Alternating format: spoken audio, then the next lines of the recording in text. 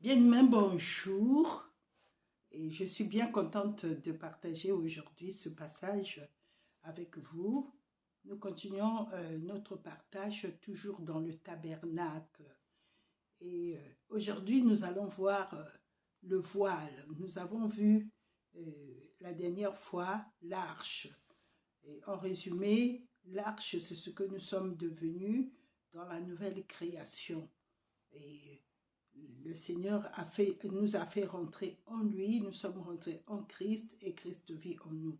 Et nous avons vu que le socle de l'arche, le bas de l'arche était constitué de la boîte en bois d'acacia et qui était enfermée, qui était enduit d'or à l'intérieur et dedans. Et donc, on ne voit plus le bois d'acacia. Le bois d'acacia, c'est l'image de l'humanité, ce que Jésus a fait de nous, ce que Dieu a fait de nous en Christ. Il nous a mis en Christ. Nous avons vu que le Saint-Esprit, quand nous donnons notre vie à Jésus-Christ, quand nous nous tournons à Jésus, nous sommes nés de nouveau. Dieu nous prend, dans Colossiens 1, de verset 13, je pense verset 13-14, je vais le regarder, et Dieu dit qu'il nous a transportés dans le royaume de son Fils Jésus-Christ. Il nous a délivrés de pouvoir des ténèbres et nous a transportés dans le royaume de son Fils. Et là, en Jésus-Christ. Et en Christ, il nous met remplis de l'intérieur. Notre cœur est rempli du Saint-Esprit, mais il nous baptise aussi dans le Saint-Esprit. Il nous plonge aussi dans le Saint-Esprit. Donc, nous sommes revêtus de Christ. Par le baptême du Saint-Esprit, nous sommes revêtus de Christ. Même par notre baptême, quand nous nous engageons à suivre Jésus, et la Bible dit que celui qui est baptisé en Jésus-Christ a revêtu Christ. Donc, on ne nous voit plus. Ce n'est plus nous qui vivons, c'est Christ qui vit en nous, c'est l'Esprit de Dieu qui vit en nous, Christ en nous, l'espérance de la gloire. Celui qui vient vivre en nous, en lui habite toute la plénitude de la divinité. Tout ce que Dieu est, Jésus-Christ l'est. Et il vient habiter en nous, pas à moitié. Nous n'avons pas une double onction, non. En Jésus-Christ, nous avons une onction, nous avons reçu l'Esprit sans mesure. Dieu est venu habiter pleinement en nous. Il n'y a rien, il n'y a pas de différence entre Dieu et nous. Notre esprit et l'esprit de Dieu en Jésus-Christ sont unis, sont un seul esprit. C'est 1 Corinthiens 6 qui dit cela à partir du verset 17. Il dit, mais celui qui est attaché au Seigneur est avec lui un seul esprit. Un seul esprit. Donc nous sommes un seul esprit au-dedans de nous. Mais à l'extérieur, Jésus ne nous a pas laissés comme ça. Il nous a revêtus de lui. Le Saint-Esprit, l'Esprit d'en haut est venu et nous a revêtus de lui. Il nous a scellés de son sceau. Nous portons non seulement le signe du Saint-Esprit en nous, sur nous, mais il nous a revêtus du Saint-Esprit. Voilà, bien-aimés, et c'est ce que l'arche nous montre. Et le couvercle, il est fait totalement d'or, c'est-à-dire Jésus-Christ qui est la tête. La tête, elle est faite uniquement de Dieu. Jésus-Christ est totalement Dieu et il nous couvre. Et Dieu et le Fils sont un. C'était la prière de Jésus-Christ qui a été exaucée. Et la prière sacerdotale, nous voyons que dans Jean 17, le Seigneur priait avant d'aller à la croix, que Dieu puisse nous unir à lui, afin que, avec lui, nous en lui, nous soyons en Dieu. Et Dieu en Jésus-Christ aussi soit en nous. Nous ne soyons pas des êtres humains seulement, mais que nous soyons des êtres, une nouvelle création qui n'a jamais existé, qui possède Dieu en lui. Dieu, c'est une pénétration, c'est une relation, une communion, une relation d'amour. L'amour de Dieu ne se limite pas seulement au dire, comme les gens disent amour agapé. Non, cet amour-là, Dieu est venu rentrer en nous, une pénétration de Dieu dans l'homme. Et Jésus-Christ nous a fait pénétrer dans le royaume, nous a fait rentrer dans le royaume, nous fait rentrer en Dieu. Et donc c'est une fusion, c'est ce que Dieu avait voulu dès le commencement, unir ce qui est dans les cieux à ce qui est sur la terre. Et cela a été possible que en Jésus-Christ. Dans Éphésiens 1, dans verset 10, nous voyons que Dieu dit que le plan parfait de Dieu, c'était unir le ciel à la terre. Et que Jésus, c'est lui qui a réalisé ce projet de Dieu. Jésus-Christ est venu. Lui, en tant que Christ venu d'en haut, le Messie venu d'en haut, le Christ, c'est Dieu qui vient d'en haut et qui est venu rentrer dans le corps de l'homme. Et quand il rentre dans le corps de l'homme, au travers de Marie, et c'est l'incarnation de Dieu dans l'homme. Et en ce moment-là, Dieu s'unit à l'homme. Mais il fallait aussi que l'homme maintenant rentre en Dieu, s'unisse à Dieu. Et Jésus-Christ seul, par sa résurrection, Dieu n'a pas séparé Dieu et l'homme. Par sa résurrection, Jésus a gardé la forme humaine.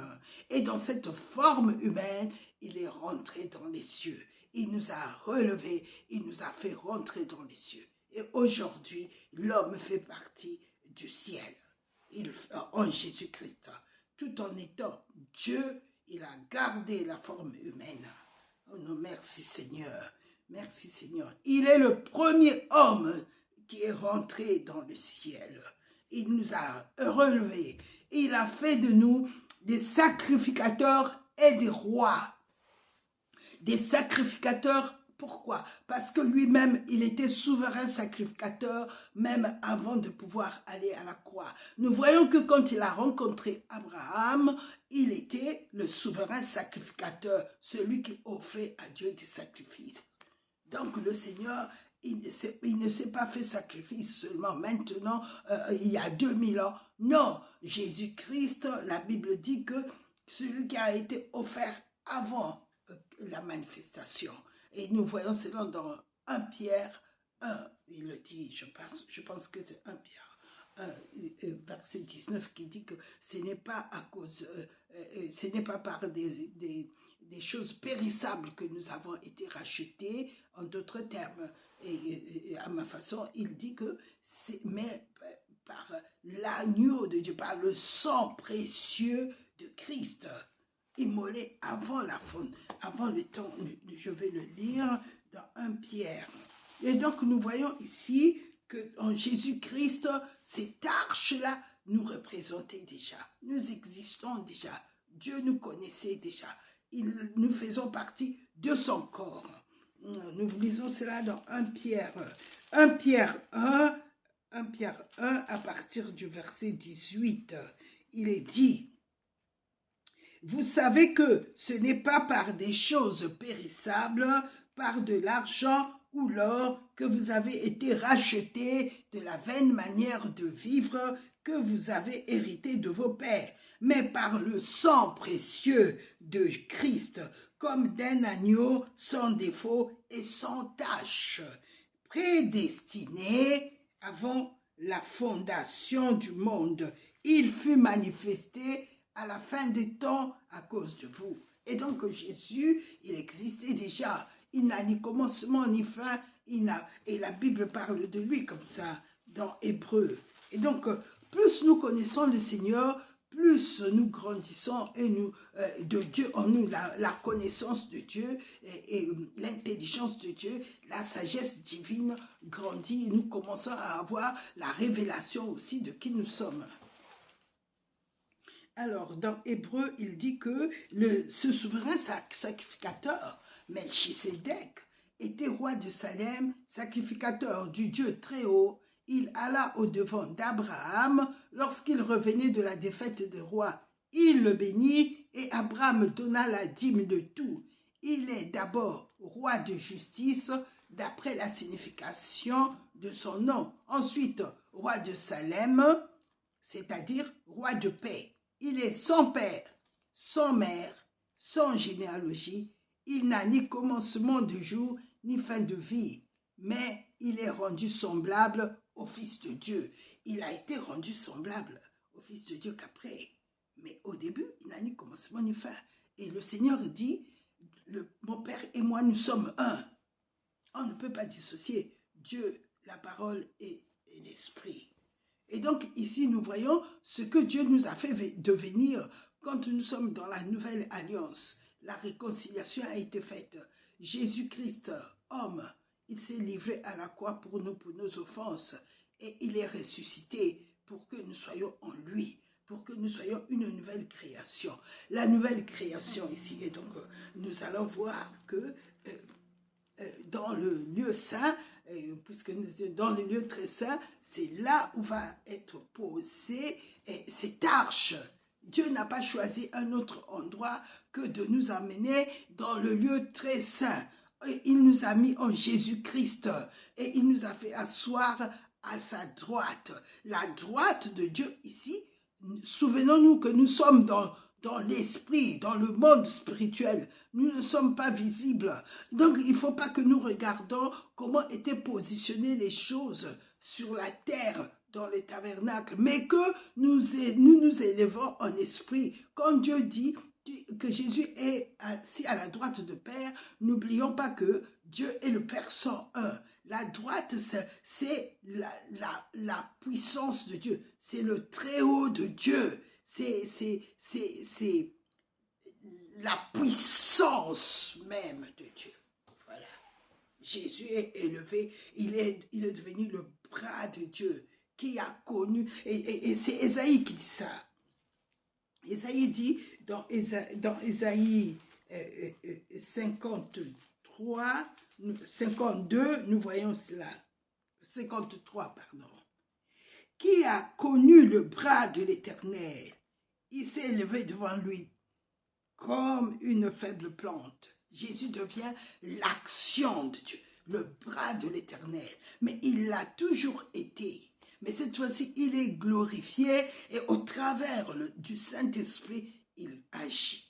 Dieu agit maintenant dans une autre dimension. Avant que le Seigneur Jésus-Christ ne vienne sur la terre, la Bible dit dans le livre de Hébreux, Dieu parlait au Père, au prophète, lui-même. C'est lui-même qui donnait la parole. C'est lui-même qui donnait la parole. Et après, il est venu se manifester par Jésus-Christ pour nous racheter, pour nous délivrer de la puissance de l'ennemi, pour nous délivrer de la captivité, pour nous libérer. Et il a annoncé une année de grâce à partir de Jésus-Christ. Quand Jésus-Christ est venu, il a dit, pour annoncer, Jésus quand il est venu, il a dit, c'est l'année de grâce, pour annoncer que Dieu nous avait maintenant fait grâce. C'est ça le royaume que Jésus est venu annoncer, que maintenant vous êtes graciés. Le temps de la colère est fini. Dieu, au travers de moi, va vous faire rentrer dans le temps de grâce. Et cela a été accompagné pour confirmer cela. Jésus a commencé à délivrer. Jésus a commencé à guérir. Jésus a commencé à libérer. Parce que ces temps de grâce avaient été annoncés depuis les prophètes anciens.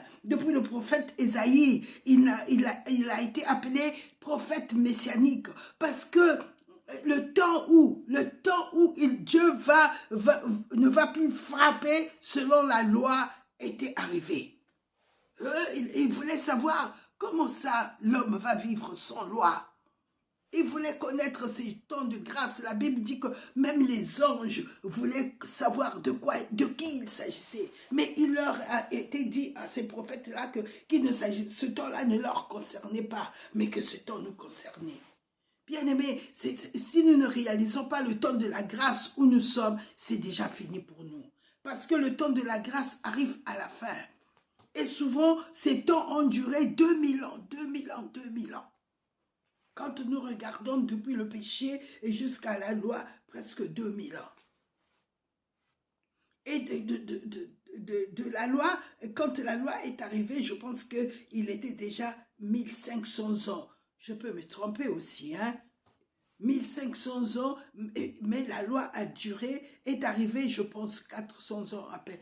Je ne sais pas, mais d'après mes connaissances, d'après ce que j'ai retenu des enseignements qu'on m'a donné, il est 2000 ans. Et après que la loi, de la loi jusqu'à Jésus-Christ, 2000 ans. Et 2000 ans, maintenant, de 2000 ans jusqu'à l'arrivée du Seigneur, je pense que ce sera 2000 ans aussi. 2000 ans. Mais souvenons-nous que quand le peuple d'Israël a été pris en tant qu'esclave, Dieu avait annoncé 400 ans, ils seront libérés. 400 ans, le libérateur Moïse est né. Mais il a fallu attendre qu'il grandisse, donc ils ont quand même passé 430 ans, ils sont sortis de l'esclavage. Et donc pour nous, moi j'ai toujours compté que même pour la venue du Seigneur, Dieu avait annoncé que le Sauveur, le Rédempteur, le Seigneur qui allait nous racheter de péché, allait venir. Mais quand le Seigneur est venu, il a fallu attendre. Entre le moment où les anges ont annoncé sa venue au berger, nous avons attendu 30 ans où il allait vivre la loi et l'accomplir. Et pour aller après, ensuite il est allé à la croix. Maintenant, le 2000 ans est arrivé. Je ne dis pas par là, faites des calculs, mais je me dis que la venue du Seigneur n'est pas loin. Parce qu'en l'an 2000 ans, maintenant nous sommes quand même dans les années 26 ans, 27 ans, bientôt, je ne sais pas, est-ce qu'il va venir entre ces temps-là? Parce que Dieu avait dit qu'il a raccourci le temps pour que les élus, l'Église ne puissent supporter, puissent arriver jusqu'à la fin. Parce que ce sont des temps de l'angoisse pour le monde, les temps de l'enfantement. Et donc, vous pouvez vous-même faire les calculs, ne vous fiez pas pour la venue du Seigneur, il a dit personne ne le sait. Et tandis que ceux qui sont remplis du Saint-Esprit, ils le sauront. Comment ils le sauront? Parce que le Saint-Esprit sonde même les profondeurs de Dieu. Mais c'est ceux-là, c'est les vierges sages. Mais ceux qui se laissent aller, oh, on se marie, on se lève, la vie est belle, eh bien, ceux-là, ils seront surpris. Ils seront surpris de la venue du Seigneur. Mais je suis convaincue que ceux qui sont remplis pleinement du Saint-Esprit, qui vivent selon la volonté de Dieu, Dieu ne les laissera pas sans espoir. Ils auront des messages. La prophétie a été faite pour cela. Donc, bien aimé, c'est très important. Voilà, et donc ici, nous sommes déjà, Dieu avait commencé par l'intérieur et dans le lieu très saint. Cela montre que Dieu commence toujours par changer notre intérieur. Ensuite, à partir de l'intérieur, il commence à travailler notre extérieur. Et ici, nous sommes dans le lieu très saint. Et si nous voulons aller vers l'extérieur, nous avons vu l'arche. Nous avons vu le propitiatoire. Le propitiatoire, c'est là où le sang de Jésus-Christ, quand il est rentré dans le lieu très saint, dans le temple qui est fait dans les cieux, c'est lui qui a reçu notre jugement. Et il a dit, et maintenant, le prince de ce monde sera jugé. Sur la terre, le jugement a été prononcé pour l'ennemi aussi. Il ne pouvait plus demeurer il ne pouvait plus aller devant le trône pour nous accuser. Parce que le sang de Jésus-Christ, c'est le sang qui a ôté le péché, l'arme qui permettait à l'ennemi d'aller dans les cieux. À cause du péché de Adam, les cieux ont été souillés. Hébreux dit qu'il fallait que les cieux aussi soient sanctifiés, soient vraiment nettoyés. Ça, c'est, en d'autres termes, c'est moi qui parle de nettoyage. Mais le Seigneur lui-même,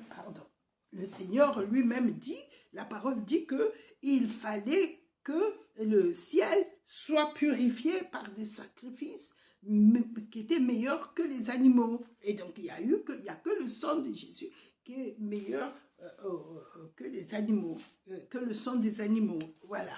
Et donc, nous avons vu que l'arche, c'est la nouvelle création.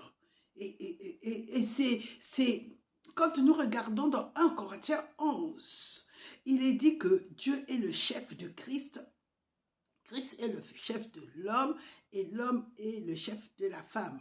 Et cela reste quand nous regardons l'arche, Dieu est au-dessus de Christ. Et Christ est la tête de l'Église. Et l'Église est scellée par le Saint-Esprit, est remplie du Saint-Esprit, mais aussi revêtue du Saint-Esprit. Et donc, cette hiérarchie que Dieu a établie demeure pour nous qui sommes en Christ. Mais enfin, je voulais un tout petit peu parler de l'autorité de l'homme. Mais comme nous sommes dans l'arche, on va continuer à faire, je vais continuer à partager avec vous pour le moment ce que le Seigneur m'a donné sur l'arche. Et quand on aura fini, si le Seigneur me dit de le partager, ben je partagerai avec vous.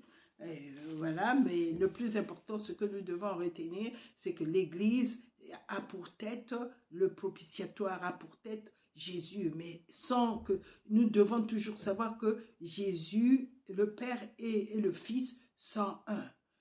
Dieu le Père, Dieu le Fils, Dieu le Saint-Esprit sont un. Donc nous sommes couverts par Dieu, le propitiatoire, à cause du sang de Jésus-Christ qui a été mis sur le propitiatoire. C'est en Jésus-Christ que Dieu nous rencontre. C'est le propitiatoire, c'est le trône de Dieu, c'est le lieu où Dieu a rencontré Moïse. C'est le lieu où Dieu a rencontré l'homme. L'homme, c'est le lieu où Dieu se met au-dessus de l'homme, quand nous regardons de Jésus et de l'homme. Donc nos prières sont montées et quand Dieu regarde son Fils, il nous voit en lui. Dieu a voulu nous unir au Fils. Nous sommes le corps de Christ. Nous sommes le corps du propitiatoire. Donc, Dieu ne voit plus nos péchés. Pourquoi? Parce que Jésus, le propitiatoire, notre tête, le sang a été, son sang parle pour nous. Son sang parle pour nous. C'est pas comme le sang d'un homme. Abel, c'était un homme. Or, la Bible dit que le sang de Christ qui parle mieux que celui d'Abel, le sang de Jésus qui parle mieux que celui d'un homme, le sang de Jésus parle pour nous. Alors, Dieu est venu nous rencontrer. Dieu nous rencontre en Christ. Dieu rencontre l'homme en Christ seul. Il n'y a pas d'autre rencontre de Dieu hors de Christ. Ça n'existe pas. À cause de son sang, nous sommes trouvés propices. Nous avons trouvé grâce. Le propitiatoire, c'est nous sommes propices à Dieu. Dieu nous a agréés. Et les anges avaient déjà annoncé ça dans Luc 2. Ils disent, paix sur la terre parmi les hommes qu'il agrée. Donc sur la terre, nous sommes en paix. Nous pouvons revendiquer ça. Non, moi j'ai la paix. Je suis en paix avec Dieu.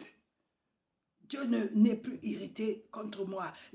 Sa colère, nous sommes protégés. Dans Romains, il est dit que combien plus maintenant nous serons sauvés par sa vie de la colère de Dieu. Il n'y a plus de colère sur notre tête. Il n'y a que l'amour. Dieu nous aime à cause du sang de Jésus-Christ. À cause de la justice de Dieu. Jésus-Christ nous a couverts de son du propitiatoire. Donc le sang de Jésus parle pour nous, au-dessus de nous. Je peux plaider, je plaide le sang de Jésus devant le trône quand l'ennemi veut m'accuser. Je plaide le sang de Jésus. Le sang de Jésus-Christ parle pour moi. Je suis justice de Dieu en Christ. Je suis racheté de la loi. Jésus a accompli la loi pour moi. Je suis racheté de la malédiction de la loi. Je suis racheté et je suis béni de la bénédiction d'Abraham. Dieu a remplacé la malédiction par la bénédiction. Cette bénédiction qui était à Abraham parce qu'il avait l'alliance de la justice. Il avait bu le sang et de souverain sacrificateur, mangé son corps et maintenant répandu à toutes les nations. Et à cause du sang de la justice, Dieu revient toujours sur Israël, même quand il se comporte mal. Dieu a scellé cela par la bénédiction d'Abraham est scellée. Et maintenant, nous, en Jésus-Christ, nous sommes bénis. Celui qui est en Christ, celui qui croit, est béni avec Abraham le croyant. Galates 3:9. Nous sommes bénis avec Abraham le croyant. Et donc, ici, nous sommes dans le lieu très saint. Dieu nous a introduits par Jésus-Christ. Jésus a introduit l'homme dans le lieu très saint, alors qu'aucun homme n'avait le droit de franchir le seuil du lieu très saint. Il y avait un mur de séparation et il y avait l'épée flamboyante. Jésus a porté l'épée et le jugement. Et maintenant, la voie, à cause de son sang, nous avons accès à Dieu, à la présence de Dieu. Et donc ici nous sommes dans la présence. Nous allons insister beaucoup sur la présence parce qu'il y a le rideau qui séparait le lieu saint de lieu très saint est différent du rideau qui était à l'entrée de la tente. Le rideau, l'entrée dans le lieu très saint était séparée par un rideau où il y avait les chérubins. Les chérubins montraient que le lieu très saint n'était pas encore accessible à tout homme. Quiconque franchissait, il y avait l'épée. Le souverain et le sacrificateur ne pouvaient pas rentrer dans le lieu très saint sans le sang. Dès qu'il arrivait devant le rideau, il tombait s'il avait un péché. Et s'il n'avait pas de sang, l'accès était impossible. Donc c'était un jugement, le mur de séparation sur la terre. C'était un jugement, on ne pouvait pas aller vers Dieu. L'homme ne pouvait pas aller vers Dieu, sauf s'il avait le sang du sacrifice. Et il n'y avait pas seulement un seul sacrifice le jour du pardon. Il y avait plusieurs sacrifices. Mais il y avait celui qui avait été ordonné pour le sacrificateur et ordonné aussi pour le peuple. Et quand Dieu acceptait le sacrifice, alors le sacrificateur pouvait sortir librement et aller annoncer au peuple la paix. Dieu donnait la paix au sacrificateur parce que lui-même aussi, il était concerné. Il fallait d'abord qu'il fasse le sacrifice pour lui-même. Et quand il recevait cette paix en lui, il sortait avec et traversait le lieu saint pour aller annoncer Shalom Aleichem. La paix soit avec vous. Tout le monde était content, rempli de joie. Pourquoi? Parce qu'il était sorti vivant. Ça veut dire que Dieu avait agréé et il répandait la bénédiction sur le peuple. C'est ce que Jésus a fait. À sa résurrection, la première chose qu'il a dit, que la paix soit avec vous. Ceux qui sont en Christ reçoivent la paix avec Dieu. Dieu vous a agréé, Dieu vous a accepté, puisqu'il a ressuscité l'homme. Parce que Jésus, il était toujours esprit, né de l'esprit. Lui, il pouvait retourner au ciel s'il ne l'avait pas agréé. Il était rempli de l'esprit. Mais nous, en tant qu'hommes, oh, Dieu est bon. Il nous a ressuscités ensemble et nous a fait asseoir ensemble dans les lieux célestes en Jésus-Christ. Ensemble, il nous a unis. Et Dieu, en Jésus-Christ, a uni la terre et le ciel et la terre. La paix soit avec vous. Paix sur la terre. Il y a la paix en Jésus-Christ. Il n'y a que en Jésus-Christ. C'est lui seul qui est le prince de paix. Lui seul donne la paix dans les familles. Lui seul donne la paix dans le cœur troublé. Lui seul. Et cette paix-là, c'est la paix divine. C'est pas humain. C'est pas la paix qui vient des efforts. Non. C'est une force de l'esprit. Une paix qui est spirituelle et qui pénètre notre être entier. Et il calme tous les sauts tous les vents, toutes les oppressions, cette paix est une force surnaturelle. C'est le Saint-Esprit lui-même qui vient calmer la tempête, qui dit paix et qui chasse l'ennemi et qui rétablit, qui restaure. Voilà, cette paix est la paix de l'esprit. Et donc, le rideau, ici, quand nous regardons le rideau, ça parle de la présence. La présence de Dieu. On ne rentre pas, quand nous rentrons dans la présence de Dieu, en Jésus-Christ, nous n'avons plus besoin de purification, bien-aimés. Parce que nous n'avons plus, ceux qui étaient sous l'ancienne alliance, la Bible dit que l'image, le péché était toujours dans leur conscience. Pourquoi? Parce que le péché n'était pas ôté, le péché n'était que couvert. L'année suivante, il fallait qu'ils fassent le même rituel. Or, en Jésus-Christ, c'est pas nous qui sommes rentrés en présence de Dieu, c'est Jésus-Christ qui nous a fait entrer. Par lui, nous sommes entrés dans la présence de Dieu. C'est lui qui nous a fait entrer. C'est en Jésus-Christ seul. Nul ne va au Père que par moi. Donc, nous n'avons plus cette conscience-là. Pourquoi? Parce que quand Jésus-Christ est rentré dans les lieux très saints, nous allons le lire dans Hébreux 10, bien-aimés. L'homme, quand il est rentré dans les lieux très saints, il n'était pas parfait. Le sang le couvrait, le sang le gardait. Mais il ne pouvait pas rentrer une fois sorti et revenir. Une fois qu'il avait fait, revenir. Et quand il faisait son sacerdoce, c'est-à-dire quand il faisait le service, quand il faisait tout le rituel qui était ordonné dans la loi de Moïse, il était toujours debout. Il n'y avait pas de chaise du sacrificateur dans le tabernacle. Il n'y en avait pas. Il faisait son service debout. Non seulement il le faisait debout, mais il devait signaler à ceux qui étaient dehors qu'il était vivant, en bougeant sa tunique parce qu'il y avait des clochettes et des grenades qui en se bousculant, faisaient du bruit et ça annonçait qu'il était vivant. Et donc ici nous voyons qu'il rentrait en présence de Dieu, mais il savait que c'était un homme pécheur. Même s'il avait le sang, il savait qu'il n'y avait pas une rencontre physique. Et donc, quand il rentrait, il n'était pas à l'aise. Mais nous, en Jésus-Christ, ce n'est plus nous qui rentrons, c'est Jésus-Christ qui est rentré dans les lieux très saints. C'est Jésus qui est rentré dans les lieux très saints pour nous et nous en lui.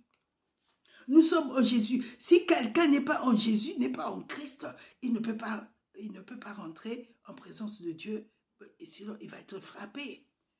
C'est ce qui se passait dans l'ancienne alliance. Eux, ils avaient l'alliance, mais ils avaient aussi des sacrifices. Aucun autre homme qui n'appartenait pas à cette alliance n'avait droit d'aller jusqu'au-delà, et même il était condamné de mort. C'est-à-dire qu'on ne traversait pas le parvis pour rentrer dans le sanctuaire. C'était interdit aux nations, au peuple qui n'était pas le peuple d'Abraham, et même ceux qui étaient le peuple d'Abraham, si tu n'étais pas sacrificateur, tu n'avais pas le droit de rentrer dans ce lieu-là. Dieu était bien loin de l'homme. Et donc nous voyons ici, il s'agit de la présence de Dieu. Le rideau, il parle de la présence de Dieu. Nous devons savoir que nous avons la grâce, bien-aimés. Parce que Dieu dit quelque chose de très important. Je ne me souviendrai plus dans la nouvelle alliance de leurs péchés. Pourquoi? Nous allons le lire dans Hébreux 10. Dans Hébreux 10, parce que la perfection était impossible avec la loi dans l'ancienne alliance. La perfection de l'homme. L'homme était souillé au point où son esprit était mort par rapport à Dieu. Il n'avait pas de communion avec Dieu. Et son âme était blessée, était souillée, était impie. Et le corps, non pardon pas, il était pécheur. Donc, à cause de l'iniquité, il était appelé pécheur et impie. Ici, quand nous regardons dans Hébreux 10, il est dit, à partir du verset 1, en effet, la loi qui possède une ombre des biens à venir, c'est-à-dire la loi était l'ombre de Jésus-Christ. On ne pouvait pas discerner, ah, c'est lui le Messie. Alors, non, aujourd'hui, quand nous lisons, l'esprit qui est en nous nous dit, voilà, il s'agit de Jésus. Mais eux, ils ne pouvaient pas voir parce que l'homme ne pouvait pas encore accéder à la sainteté. L'homme n'était pas saint. Donc les choses qui étaient saintes étaient des mystères pour lui. Jésus était un mystère. Paul le dit, le mystère de Dieu, c'était Christ. Et ici, il dit, chaque année, par les mêmes sacrifices qu'on offre perpétuellement chaque année, amener les assistants à la perfection. C'est-à-dire, personne ne pouvait être parfait dans l'ancienne alliance. La loi ne rend pas parfait. C'est ce que la Bible dit ici. Il dit, en effet, la loi qui possède une ombre des biens à venir et non l'exacte représentation des choses ne pouvait jamais, par les mêmes sacrifices qu'on offre perpétuellement chaque année, amener les assistants à la perfection. Autrement, n'aurait-on pas cessé de les offrir, puisque ceux qui rendent ce culte, étant une fois purifiés, n'auraient plus eu aucune conscience de leurs péchés. Mais le souvenir des péchés est renouvelé chaque année par ces sacrifices, car il est impossible que le sang des taureaux et des boucs ôte le péché. Bien-aimés, dans nos cultes, le fait de rappeler tout le temps le péché, nos cultes ressemblent aux rituels de l'ancienne alliance. Qu'est-ce que ça veut dire? Est-ce qu'il ne faut pas confesser le péché? Le fait qu'on confesse tout le temps les péchés, ça devient un rituel. On commence le culte. Confessons nos péchés, demandons pardon à Dieu, invoquons le sang. C'est ce que dans l'ancien culte les gens faisaient. Pourquoi? Parce qu'ils étaient beaucoup plus conscients de leur nature pécheresse. C'est normal. Jésus n'était pas encore allé à la croix. Et la Bible dit que le péché ne pouvait pas s'enlever parce que c'était dans leur conscience.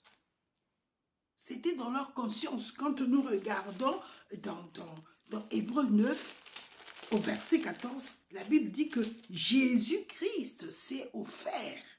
Il dit ici, verset 14. Combien plus le sang de Christ qui par l'Esprit éternel s'est offert lui-même sans tache à Dieu, purifiera-t-il votre conscience des œuvres mortes afin que vous serviez le Dieu vivant? Nous ne servons plus le Seigneur avec le même esprit.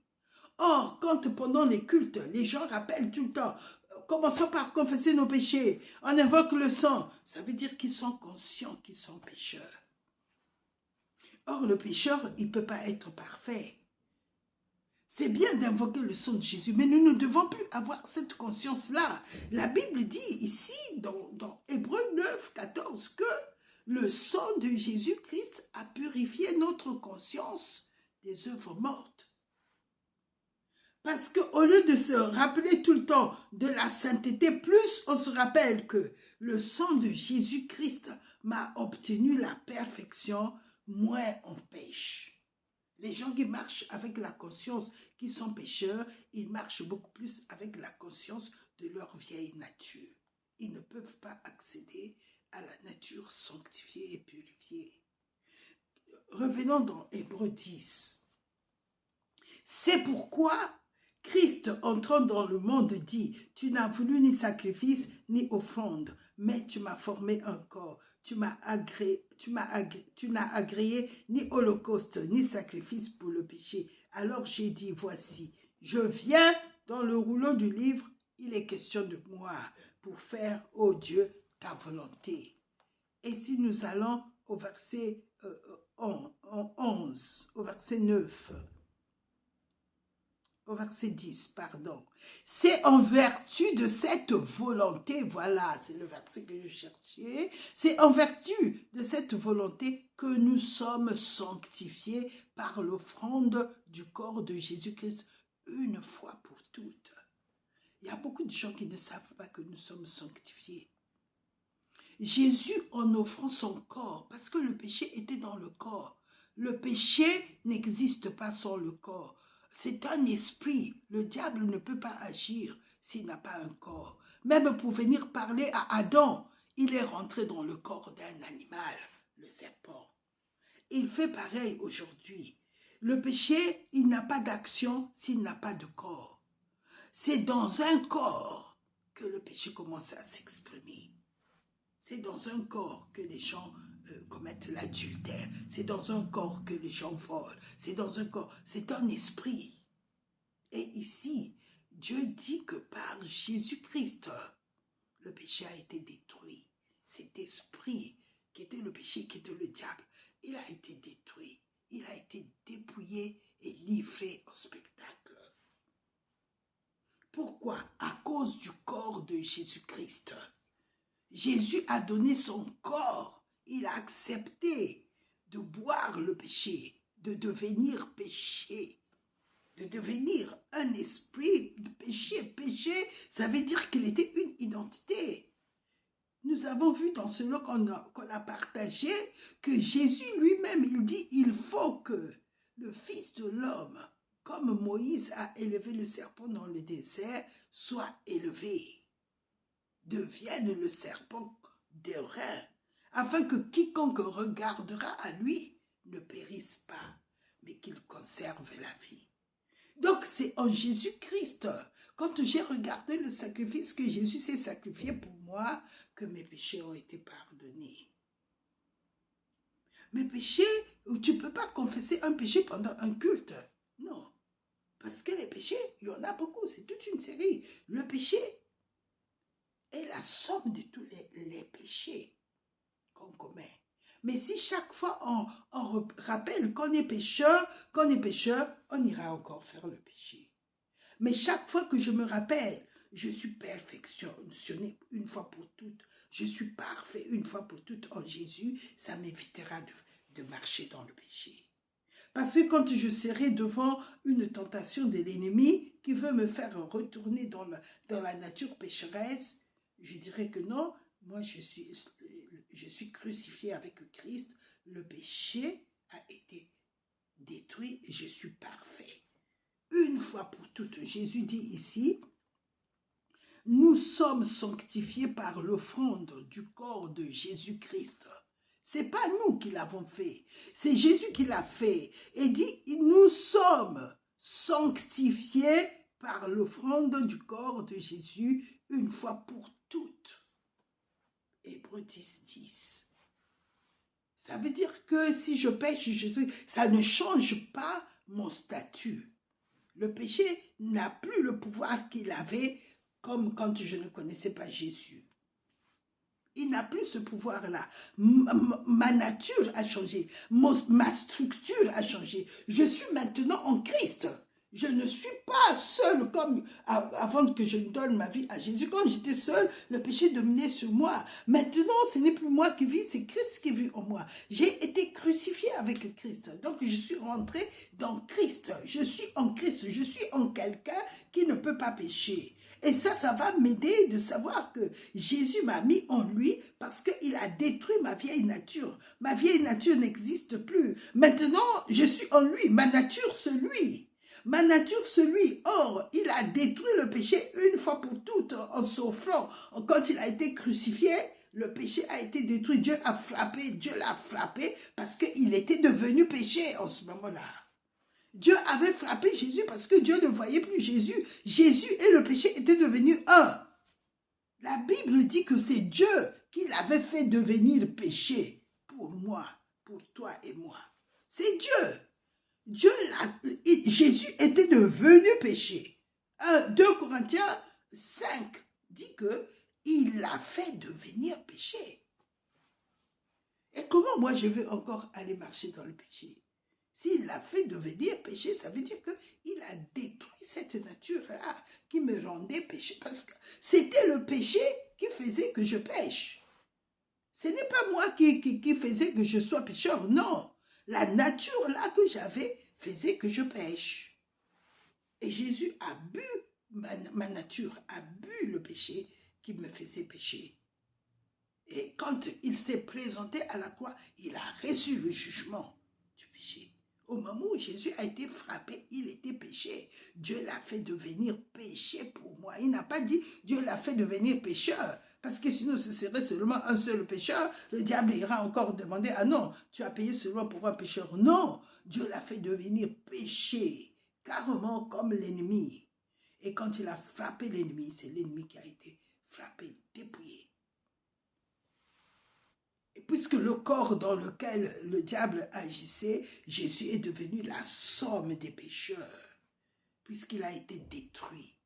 Alors il a été détruit, il n'a plus de corps, il n'avait plus de corps et Dieu a pu l'isoler de l'homme. Dieu a pu le séparer de l'homme. Et il va plus loin. Il dit ici, continue, disons, le verset 12, Jésus, ce qu'il a fait. Quand dans le ciel, il dit, lui, après avoir offert un seul sacrifice, dans le ciel, il a été frappé à notre place. Il a subi le jugement sur la terre. Les gens le frappaient, les gens le condamnaient, mais l'épée qu'il a reçue sur la terre est l'image de l'épée qu'il a reçue dans les cieux. Il est dit ici, lui, après avoir offert un seul sacrifice pour les péchés, s'est assis pour toujours à la droite de Dieu. Il attend désormais que ses ennemis soient devenus son marchepied. Voilà la position où Dieu nous a amenés. Ici, quand on parle de Jésus, on parle de nous aussi. Parce que Jésus n'était pas seul, il était homme. À cause de nous, il était homme. Sinon, Jésus allait être seulement esprit comme Dieu son Père. Parce que Christ, quand Christ est venu, il a eu besoin d'un corps. Ça veut dire que Christ, le Fils de Dieu, n'avait pas besoin d'un corps dans le ciel. Il n'avait pas. Avant que Christ ne vienne sur la terre, il n'avait pas de corps humain. Puisque Adam, en qui il avait, c'est lui qui avait créé Adam. Adam s'est séparé de Christ quand il a péché. L'ennemi l'a séparé de Dieu. Donc Christ, il était toujours dans le Père. Mais son corps était sur la terre. C'est Adam, le temple de Dieu, que l'ennemi a voulu séparer. Eh bien, quand Jésus-Christ est venu sur la terre, il a fallu qu'il accepte ce corps humain qui était péché. La maman de Marie et ses parents, Marie, était née sous la loi. Mais Jésus, qui n'avait point de péché, a reçu le corps humain. Et au travers de ce corps que Dieu lui a donné, il y avait toi et moi. Mais il était sans péché. Pour qu'il devienne péché, ce corps qu'il avait, il fallait qu'il boive notre coupe. Qu'il prenne, mais vraiment qu'il devienne péché. Dieu l'a fait devenir péché pour nous. C'est écrit dans 2 Corinthiens 5, 21, afin que toi et moi, nous devenons justice de Dieu. Donc Dieu nous donne sa justice et lui, il lui donne notre péché. Il le fait devenir péché, il nous fait devenir justice de Dieu. Pas seulement juste, justice de Dieu. Justice de Dieu. Oh, ce que Jésus était. Jésus n'était pas seulement le juste, il représentait la justice de Dieu. Et c'est ce que toi et moi nous sommes. Nous ne devons pas nous souiller n'importe comment. Quand Dieu nous voit, nous représentons la justice de Dieu. La justice de Dieu. Comme lui, il était devenu péché. Parce que quand Dieu nous a sauvés, il nous a changé de royaume. Il nous a amenés dans le royaume des rois et des sacrificateurs. Pourquoi? Sacrificateur pour être toujours en présence de Dieu. C'est ce que Jésus a fait de nous. Des rois, parce que lui-même, il était roi. Nous devenons son corps, nous devenons des rois. Ceux qui décrètent sur la terre, ceux qui vont décréter, ceux qui vont donner un décret, qui changent les choses, les situations. Il dit, je décrète cette situation. C'est fini, ça ne se passera plus comme ça sur la terre. Quand la parole de roi, c'est dans Ecclésiaste, la parole de Dieu, du roi est donnée, tout le monde s'aligne. Et nous n'avons pas une royauté terrestre, nous avons une royauté divine. La royauté de Dieu. Il dit, vous au contraire, vous êtes une race élue, un sacerdoce royal, une nation sainte, un peuple acquis, un peuple racheté, afin que vous annonciez la vertu, la puissance, l'autorité, afin que vous décrétez l'autorité de Dieu, de celui qui vous a appelé des ténèbres à son admirable lumière. Donc nous sommes rentrés dans une alliance de la royauté, des rois. Des rois. Dans Apocalypse 5, je pense au verset 10, il dit, tu as fait d'eux un royaume, c'est-à-dire des rois, et des sacrificateurs pour notre Dieu, et ils régneront sur la terre. Ça veut dire que c'est nous qui devons décréter, c'est nous qui devons changer les choses. Quand on dit que mais il va se passer, non, ça ne se passera pas. Nous opposons en tant que dans l'esprit, ce que tu lis sur la terre est lié dans les cieux. Oh, mais j'ai entendu qu'en Belgique, il se passe ceci, mais bientôt ça... Non, ça n'arrivera pas ici où je suis. Déjà, dans l'ancienne alliance, bien-aimé, quand Élisée disait, je me tiens devant l'Éternel, garde à ma parole, c'était dangereux. Même Akab avait peur de Élie. Oui, bien-aimé. Et nous qui sommes dans la nouvelle alliance, ceux qui ont compris ça, ils prennent des décrets. Même en regardant la télé, le Saint-Esprit peut le pousser. Va t'asseoir là, regarde l'émission. Et puis on entend, oh, il va se passer ça là. Non, ça ne se passera pas comme ça ici. Tant que le roi du royaume des cieux est là, je m'oppose, je condamne cela. Tout ce que je condamne devient lumière. Tout ce que je condamne est réprouvé et tout ce qui est réprouvé est exposé à la lumière. Ouais. Nous avons les décrets. La Bible, c'est un livre des décrets, des statuts.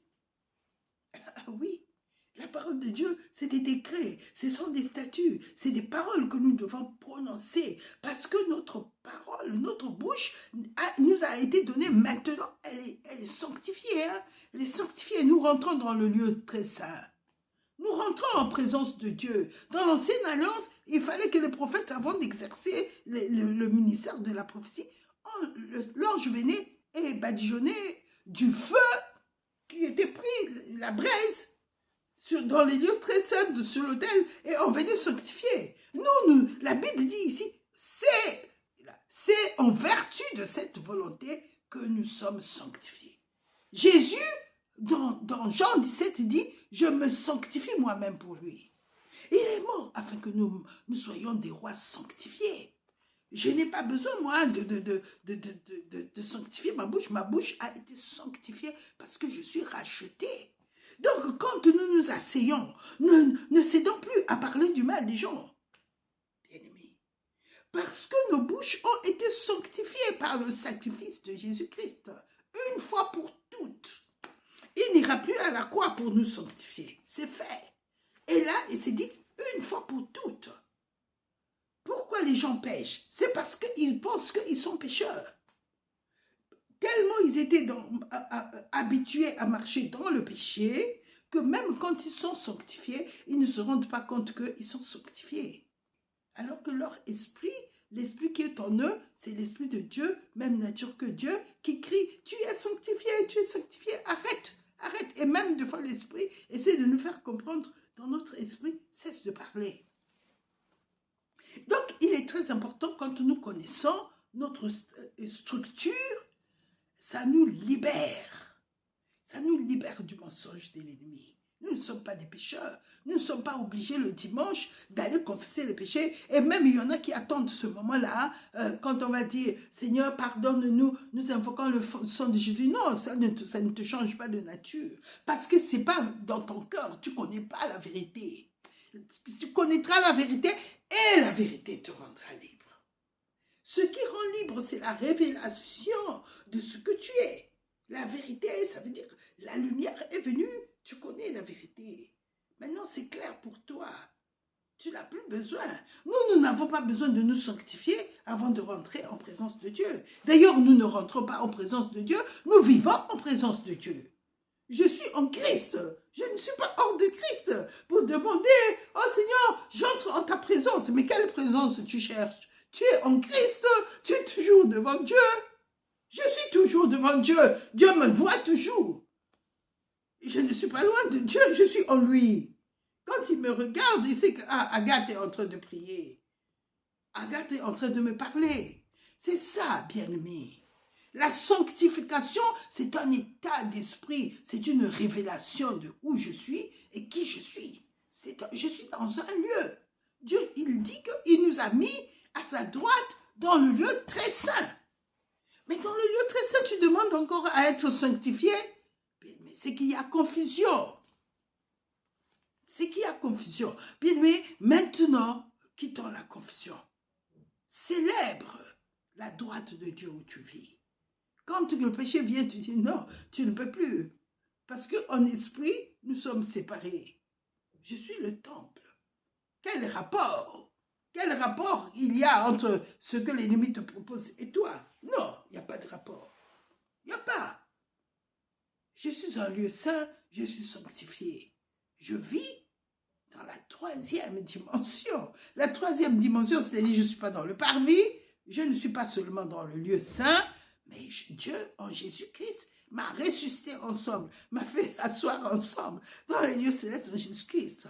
Bien, mais le jour où j'ai réalisé que Christ en moi, il n'est pas venu seulement à moitié, mais toute la plénitude de Dieu. Oh, j'ai dit, cet esprit manifeste toute ta plénitude. Il va croissant, croissant, croissant. Il ne vient pas se révéler pleinement en toi. Voilà qui tu es devenu. Parce qu'il nous connaît, il nous amène. Échelon par échelon, échelon, jusqu'à ce que nous parvenons tous.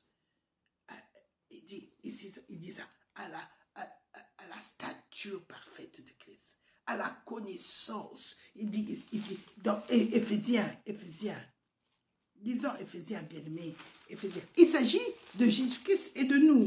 Hein? Dans Éphésiens, il dit, Éphésiens 4, Éphésiens 4, à partir du verset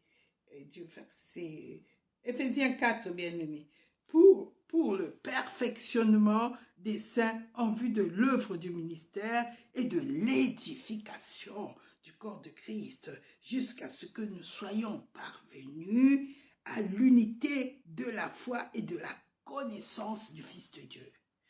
Quand nous allons connaître le Fils de Dieu, c'est nous. En Jésus-Christ, nous sommes son corps. Hein? Il dit, à l'état d'homme fait, à la mesure de la stature parfaite de Christ. Pour ne plus être emporté à tout enseignement.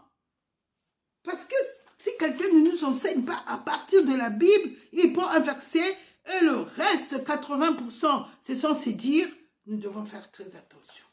Vous prenez les notes et allez les vérifier. Est-ce que c'est dire? C'est écrit? Parce qu'il n'y a que l'écriture qui ne peut pas être anéantie. Donc, bien-aimés, nous devons savoir que le rideau, il s'agit de la présence de Dieu. Quand je vais au culte, c'est pas là-bas la présence de Dieu. Non, là-bas, c'est l'assemblée des saints. Nous nous assemblons pour adorer le Seigneur. Chaque temple. Et quand Dieu voit, il voit ceux qui sont remplis du Saint-Esprit, c'est son Église. Mais ce n'est pas l'assemblée, ce n'est pas les 4 murs qui constituent l'église, bien-aimés. Donc le rideau ici invoque la présence de Dieu. Or, la présence de Dieu, ce sont les rois qui se réunissent, ce sont des sacrificateurs. Quand Dieu nous a sauvés, il nous a fait un royaume des sacrificateurs et des rois et des sacrificateurs. Cette onction n'existait pas dans l'ancienne alliance. Les gens, soit il était roi, soit il était sacrificateur. Mais le roi n'avait pas le droit d'offrir des sacrifices et le sacrificateur n'avait pas le droit de se prendre pour le roi. C'était 2 onctions différentes. La manière dont Dieu parlait au roi n'était pas la même que ce qu'il disait au sacrificateur.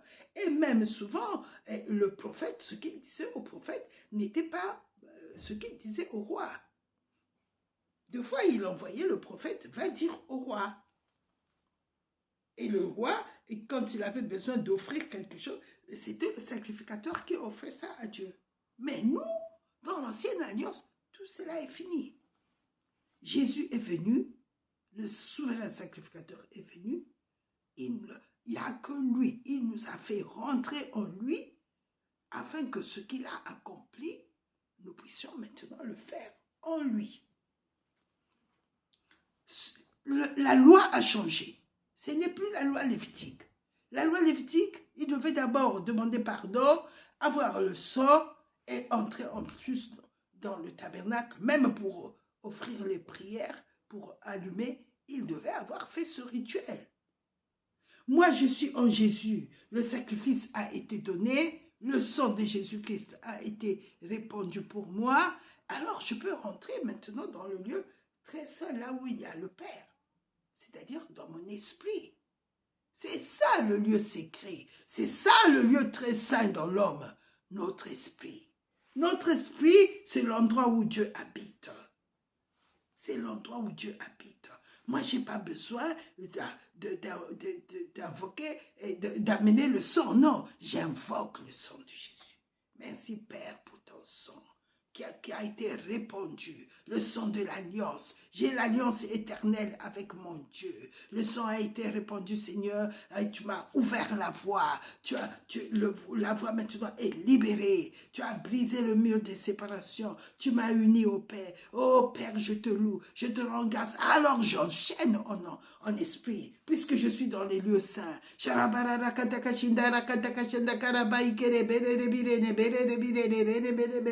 Parce que je ne sais pas ce qu'il faut dire, mais mon esprit, comme il est né de nouveau, maintenant il parle à Dieu, eh bien c'est la voix, c'est la meilleure adoration, c'est la meilleure façon de parler au Père.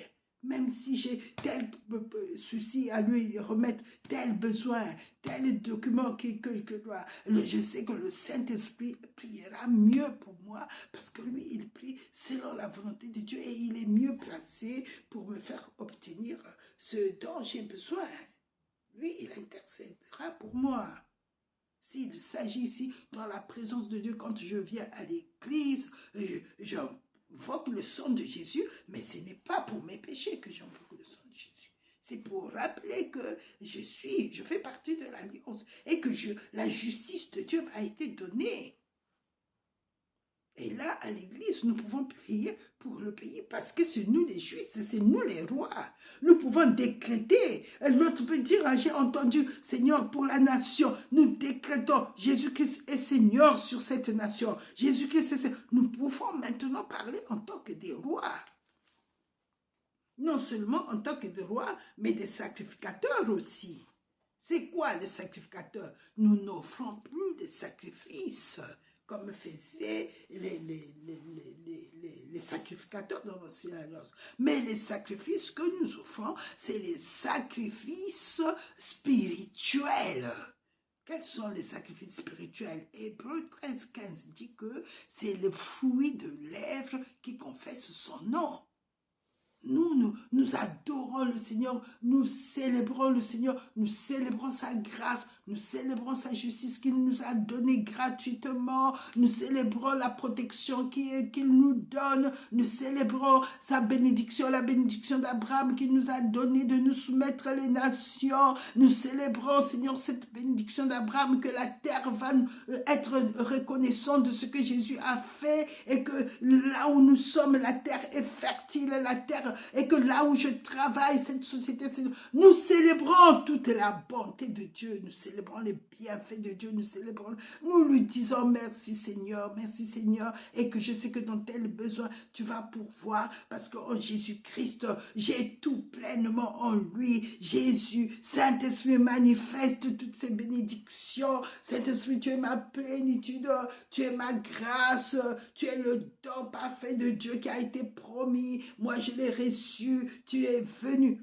Il y a plein de grâces que nous pouvons célébrer, bien-aimés.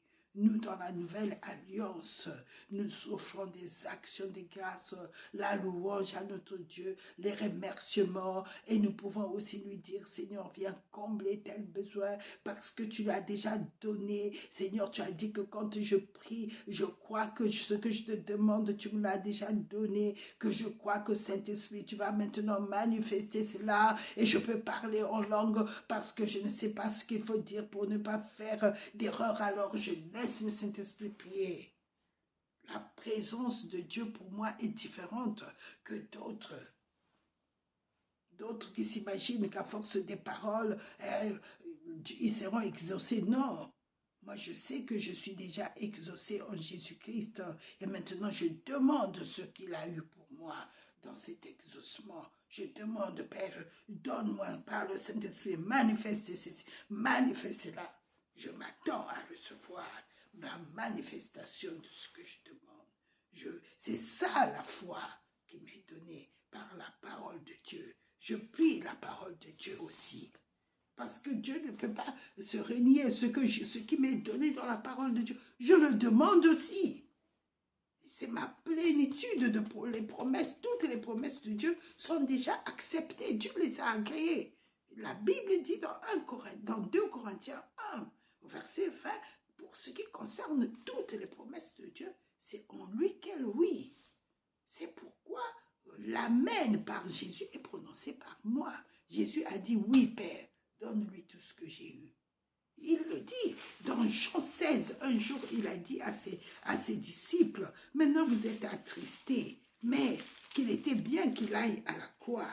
Parce que quand il ira à la croix, vous êtes attristés, mais à ma résurrection, tout ce que vous demanderez maintenant à Dieu, il va vous le donner parce que j'ai tout accompli. Il n'y a plus de refus. Oui, quand tu connais la parole, tu peux alors persévérer dans ta prière. Tu peux persévérer parce que tu sais que si là, Seigneur, ça demande de la persévérance, eh bien je persévère. Parce que je sais que Jésus a dit que tu vas me le donner. Tu vas me le donner, que tu ne peux plus rien me refuser à sa résurrection. Tu ne peux plus rien me refuser. C'est le Seigneur qui a dit ça. Il a dit, en ces jours-là, vous ne m'interrogerez plus sur rien. En vérité, je vous le dis. Ce que vous demanderez au Père, il vous le donnera en mon nom. Jusqu'à présent, vous n'avez rien demandé en mon nom. Ça, il parlait à ses disciples-là. Vous ne pouvez pas, parce qu'avant, vous ne pouvez pas aller devant Dieu demander à mon nom. Mais maintenant, il dit, nul ne vous ravira votre choix. Parce qu'ils étaient tristes. Il dit que non, il faut que je fasse ça, c'est pour vous. C'est pour vous nous ouvrir la porte du Père. Les églises vont s'ouvrir maintenant que je vais faire ça. À ma résurrection, vous pourrez maintenant aller devant le Père. Vous aurez l'accès. Rien ne va vous interdire d'aller. Vous allez devant le Père et vous allez demander en mon nom, au nom de Jésus-Christ. Jésus-Christ est devenu homme. Maintenant, en tant qu'homme, je viens devant ta face, Père. Tu es devenu mon Père et tu es devenu mon Dieu. Oui, Jésus a dit, je monte vers mon Père, votre Père. Mon Dieu, votre Dieu.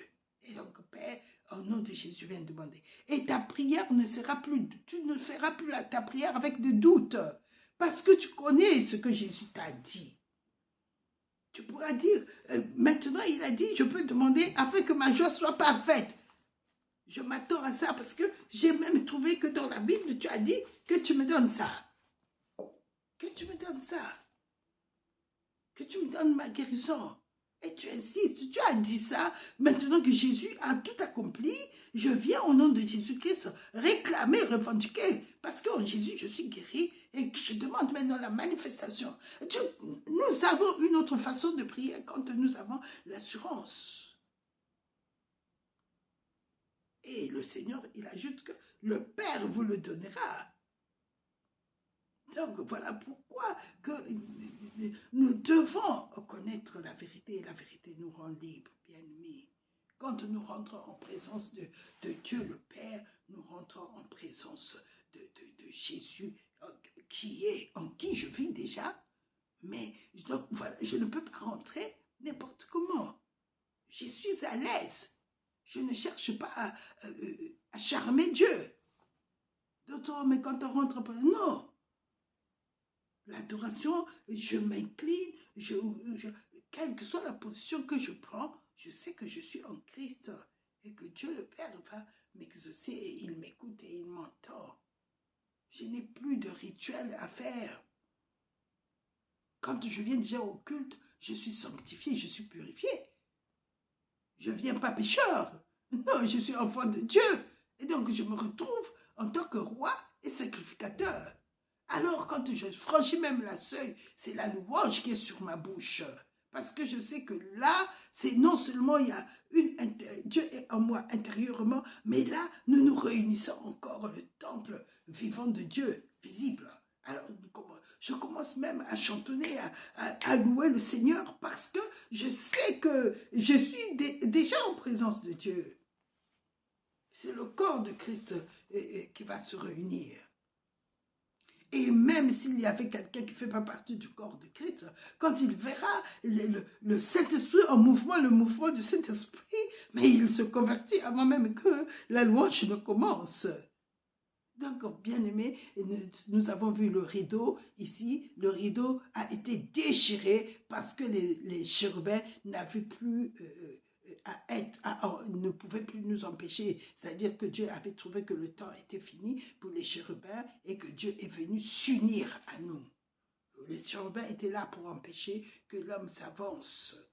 Mais Jésus a porté le jugement et Jésus, comme nous l'avons vu dans Hébreu, et donc maintenant, la présence de Dieu nous est propice. Nous avons obtenu une sanctification éternelle.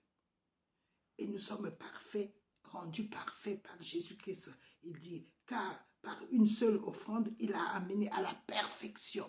À la perfection. Par une seule offrande. Les autres, dans l'ancienne alliance, ils étaient obligés de faire beaucoup de sacrifices. Mais lui, par une seule offrande, l'offrande de son corps, il a obtenu pour toujours. Il a amené à la perfection pour toujours, ceux qui sont sanctifiés. C'est ce que le Saint-Esprit nous atteste aussi, car après avoir dit, voici l'alliance que je ferai avec eux après ces jours-là, dit le Seigneur, je mettrai mes lois dans leur cœur et je les écrirai dans leur esprit. Maintenant, nous, dans notre esprit, Dieu a mis sa parole. Voilà pourquoi c'est important de la relire, afin que ça passe aussi dans notre âme, dans notre intelligence, dans notre façon de penser, afin que nous pensons la parole de Dieu. Et quand nous arrivons à cette dimension-là, le Seigneur commence à manifester notre corps, notre âme commence à parler la parole de Dieu. Nous commençons à manifester la puissance de Dieu. Et donc ici, nous voyons que Dieu ne se souvient plus de nos péchés. Il les a pardonnés. Il dit ici, après ces jours-là, dit le Seigneur, nous commençons à partir du verset 16. Voici l'alliance que je ferai avec eux. Dieu l'avait promis. Après ces jours-là, dit le Seigneur, je mettrai mes lois dans leur cœur et je les écrirai dans leur esprit. Il ajoute, et je ne me souviendrai plus de leurs péchés ni de leurs iniquités. C'est Dieu qui parle ici. Alors que nous venons au dimanche à l'église et nous apprenons ça aux gens, à confesser les péchés. commence par confesser. Non, ils n'ont qu'à réaliser qu'ils sont saints et à ne plus marcher dans le péché. Parce qu'ils marchent dans le péché, parce qu'ils pensent qu'ils sont pécheurs. Et oui, mais la nature là a été crucifiée. Qu'est-ce que tu dis du verset qui dit « J'ai été crucifié avec Christ » ? Donc, c'est très important que nous connaissions notre nouvelle identité. En Christ, je ne suis pas appelé pécheur. Maintenant, la Bible dit, si quelqu'un pêche, nous avons un avocat auprès du Père. Mais ça, fais-le à la maison avant de venir au culte. Et tu n'es pas appelé pécheur par Dieu. Ce n'est pas le péché qui te rend pécheur. C'est pas parce que tu viens de pécher que... Non, ta nature a été changée. Le péché n'a plus de pouvoir sur toi. Romains 6, 14. Le péché n'a plus le pouvoir de changer ta nature que Christ a changé. Tu es en Christ. Nous avons vu que nous sommes cachés en Jésus-Christ. Là où le péché ne peut pas venir. Tu pêches par ignorance. Parce que tu ne connaissais pas ta nature. Tu n'es plus pécheur. Et quand on connaît son identité, le péché perd le pouvoir de nous influencer. Et donc ici il dit, « Et je ne me souviendrai plus de leurs péchés ni de leurs iniquités. » Or, là où il y a pardon des péchés, il n'y a plus d'offrande pour le péché. Quand les gens commencent toujours par l'offrande pour le péché, « Seigneur, pardonne-nous nos péchés et que nous invoquons maintenant ton sang. » Mais ça, tu fais l'offrande du péché là où il y a la vérité, que là où il y a Jésus, qu'est-ce que c'est sacrifié? Il dit, je ne me souviendrai pas. Là où il y a pardon des péchés, il n'y a plus de prendre pour le péché. Parce que tu n'es pas pardonné en ce moment-là. Nous avons été pardonnés quand Jésus nous a pardonnés à la croix. Bien-aimés, donc on était avec le rideau, on était la présence de Dieu. La présence de Dieu, quand quelqu'un pêche, je vais devant le Seigneur, Seigneur, je te demande pardon. J'ai menti. Toi, tu as vu. Je confesse mon péché. Toi qui as effacé tous mes péchés, d'hier, d'aujourd'hui et de demain, je te le confesse.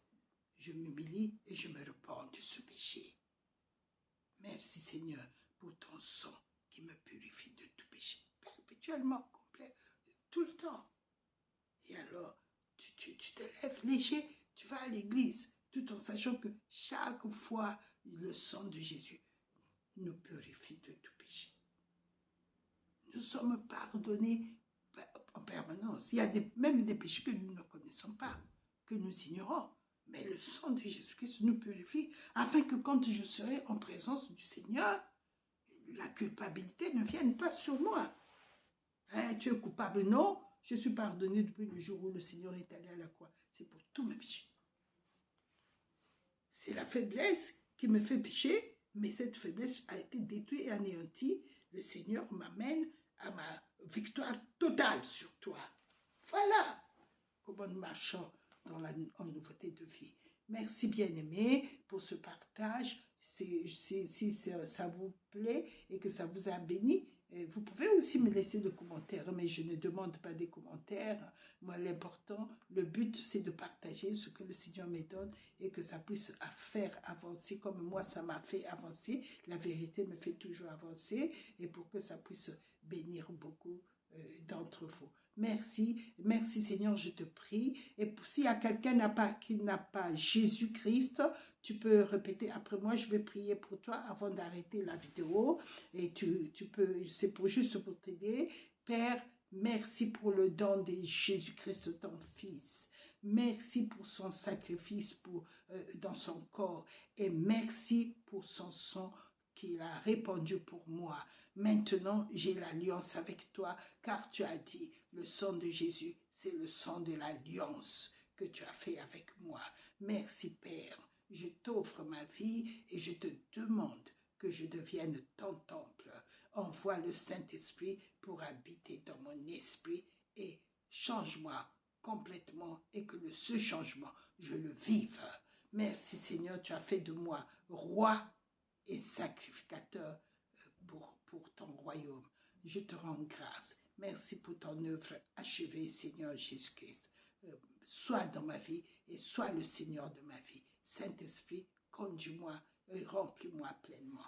Au nom de Jésus-Christ. Amen. Si tu as fait cette prière, eh bien, le Seigneur se réjouit et parle au Seigneur. Maintenant, dis-lui, et dès que le Saint-Esprit se manifeste en langue, parce que je suis convaincu que tu as demandé, je suis convaincu que le Saint-Esprit a saisi cette occasion et il t'a rempli. Il est en train de te remplir maintenant et sois béni, vous êtes béni au nom de Jésus-Christ. Amen. Amen.